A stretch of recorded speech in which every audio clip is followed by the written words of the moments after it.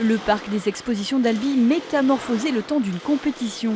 Les premiers tours de roue sont assurés par le champion tarnais Jérémy Taroux, venu tester le circuit sur lequel vont concourir 42 pilotes pour la finale du championnat du monde de super enduro. Vraiment un très bon circuit, ils sont très bien préparés. Bon, c'est quand même une discipline très difficile et très physique parce que les obstacles sont très serrés avec un pierrier assez compliqué. Mais après, au fur et à mesure de la course, ils vont faire une trajectoire et ça va rouler un petit peu mieux.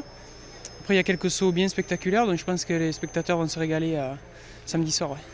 Près de 800 tonnes de terre, 150 de sable, 70 de bois, des buses et des pneus ont été apportés pour aménager cette piste de 250 mètres. Il faut beaucoup de matériaux parce qu'en fait, il faut quand même un petit peu d'épaisseur de terre pour que les coureurs puissent rouler. Parce que si on met que 5 cm, on va être vite sur le béton et après, il n'y a plus d'adhérence, il n'y a plus rien.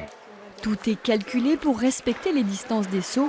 Le parcours est rapide et particulièrement technique. Plusieurs obstacles permettront aux concurrents de se départager, comme cet enrochement appelé pierrier. C'est la partie la plus technique du circuit, car c'est fait que de rochers. Et il n'y a pas forcément de ligne, donc la moindre erreur et le manque de confiance ou de concentration se paie cash. Après, un peu plus loin, vous avez ce qu'on appelle la zone du barbecue.